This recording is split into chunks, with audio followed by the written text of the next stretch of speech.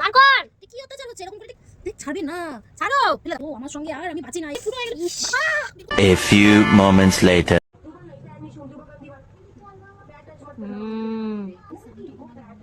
মুখে কি নিয়েছিস ওটা?